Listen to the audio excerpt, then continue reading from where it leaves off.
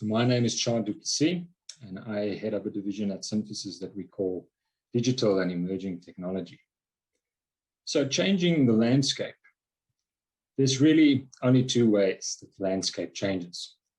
It changes due to external factors, things that you can't control.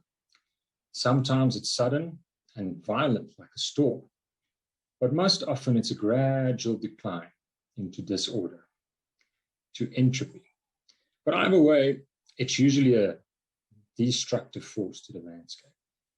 The second way that the landscape changes is very different. It moves into the complete opposite direction, strangely against the flow.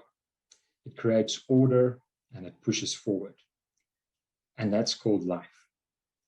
Everything else, and how strange is it, that everything else moves to equilibrium except for life.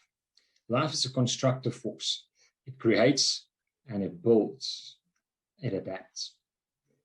So on the one hand, you have this destructive force, and on the other side, you have the surviving force. So both of these changes the landscape. Change is inevitable, and change is at the heart of what we do. And you can let this flow control the change in the landscape, or you can choose to build. And we are builders. We measure our success by the value that we create. We've been asked to consult, we've been asked to advise, we've even been asked to be quiet and simply build what we are told. To both, we shamelessly refuse. We live in this impossible middle where we challenge the status quo. We challenge. We ask questions. We ask why. We ask, how will this bring value to the user? Yes, we do advise and we do consult, but it's not in isolation. We have a bias for action. We co-create with our customers. We build things. And man, can we build. So I'd like to share with you a few things, a few customer stories of where we've built. The first one was with Standard Bank, and they said, I want to present personalized offers at the right time, at the right place, and on the right channel. Standard Bank knew how to predict behavior. They're starting to master the art of artificial intelligence, and they're training prediction models on behavior. And they can help you, the client, to match exactly the product that you need. But there was a problem. The data required for these models are massive, and they also come from very different sources and very different systems. Data isn't always clean, there's duplicates. And sometimes it's hard to access that data in a secure way. And sometimes the data isn't even with your system. It might be on Twitter where someone's interacting with you or complaining or putting in a request. So the problem was, how do you turn this massive mountain of data into real-time insights? Their problem was time. So the technology that we introduced is revolutionary in the sense on how it looks at data. It turns a database inside out. You see, you can see data as a static store. My current address is, for example, 10 Oaklands Avenue. That's the current state. But really, there's much more to my story of my current address. It's about how I moved, right? So I moved from my bachelor flat with my wife to our first rental. That's an event. And then I moved to the first house that we bought together. That's another event. So it's much more about the current state. And databases store the current state. But the technology that we introduced was, let's see it as a series of events. And as soon as you turn that database inside out, you are able to provide personalized offers at the right time and on the right channel. And that's what we did with Standard Bank. We presented this at the AWS Summit, and this was the second time that our builders presented something at the AWS Summit in Cape Town. The second story I want to share with you is at Afri. So they're the largest agricultural in South Africa, and they said, I want to digitally transform my business. So clients of Afri do a variety of things.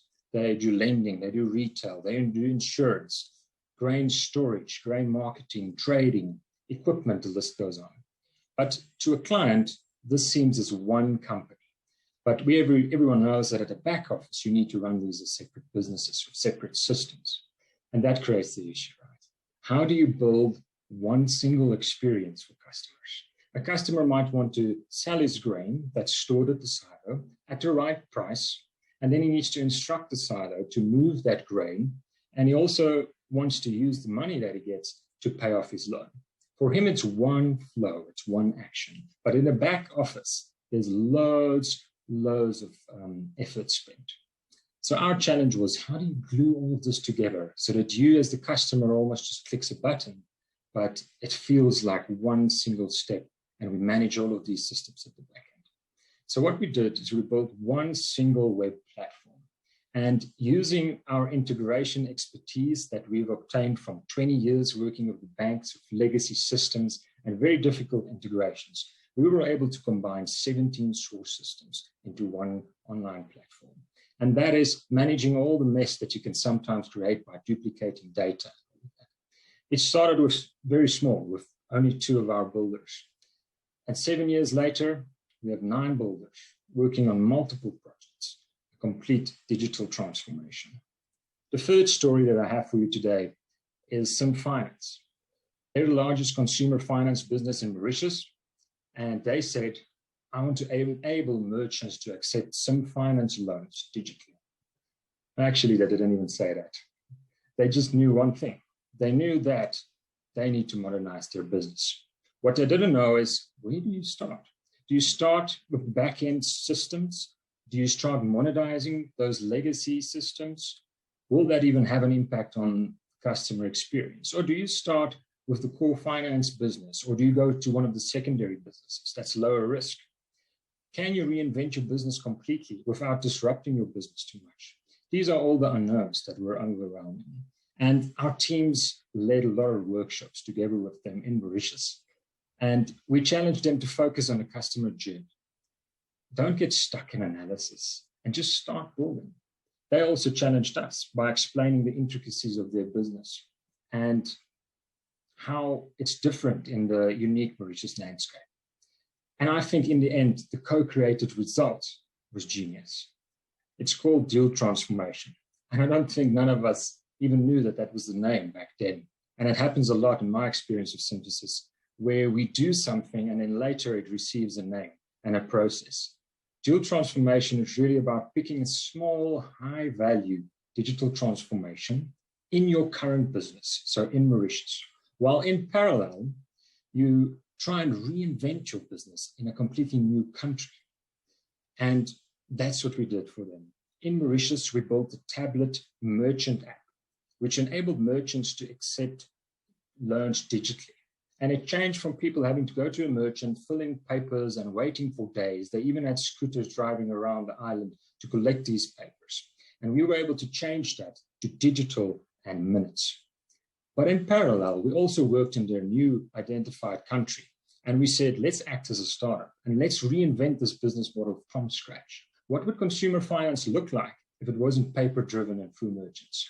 And we said, why not build a consumer app that they can download on their phone? And we can use machine learning and we can use data scraping to be able to work out a risk model for this client, rather than you having to fill out a lot of forms. And that's what we did in their new country.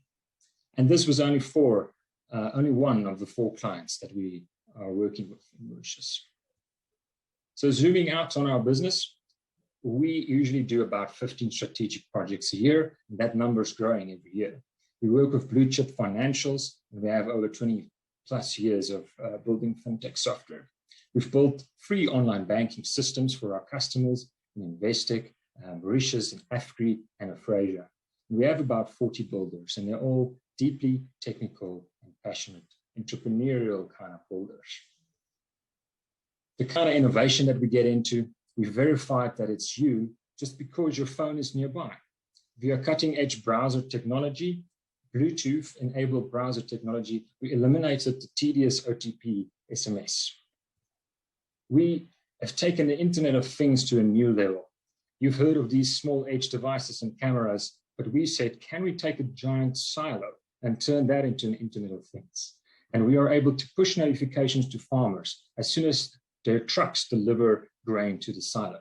We're able to collect rainfall. We're able to map farms. We've turned call center recordings into graphs. we've taken these recordings, transcribed it into text, aggregate all of them, and we were able to put a graph on top of it and show the organization what is the most common reason that their customers can't pay off loans. We are currently doing this in South Africa, we're doing it in Mauritius, and we're doing it in Kenya. Mostly in the finance industry, but we've used that as a segue into retail and into agriculture. And I want to show you a video of one of our customers quickly. Morning folks, my name is Nicholas Hardy. I'm a born and bred Mauritian.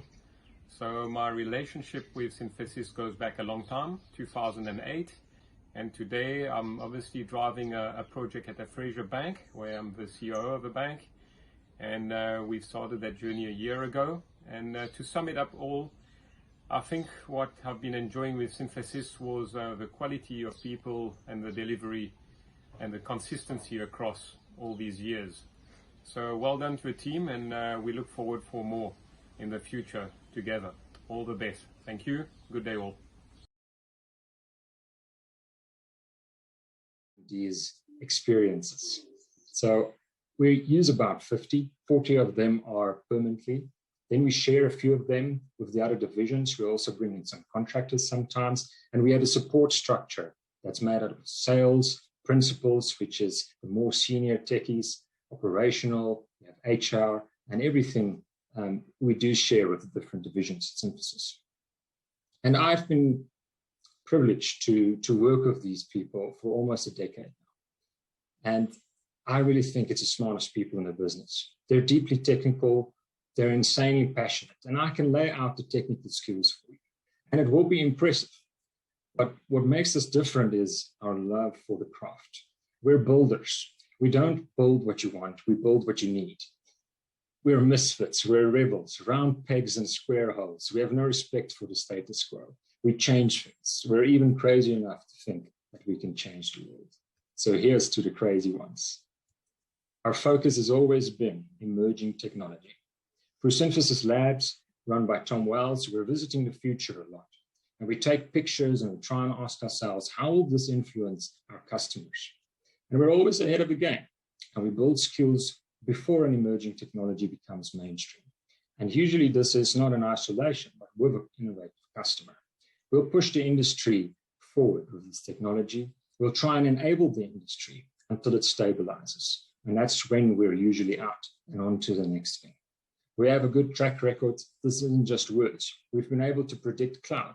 Cloud, over a decade ago, we didn't have any servers at Synthesis, and we were fully adopting the cloud.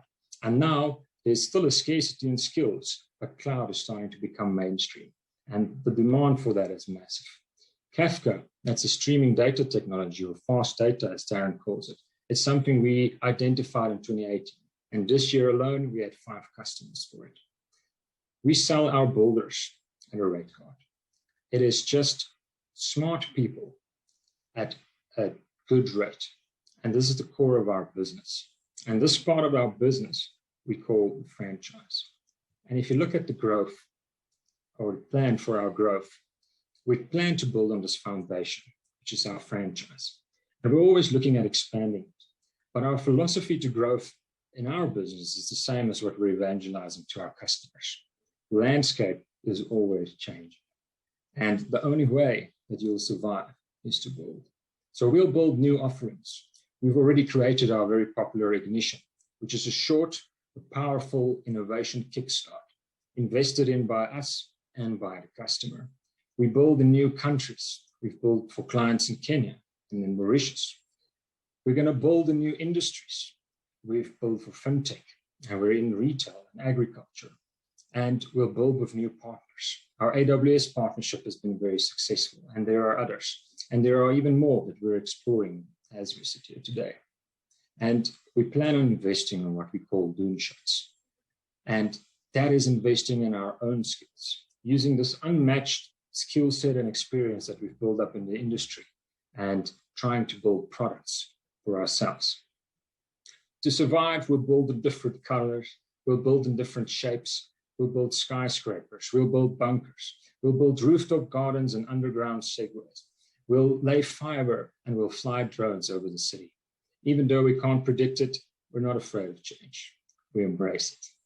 Thanks.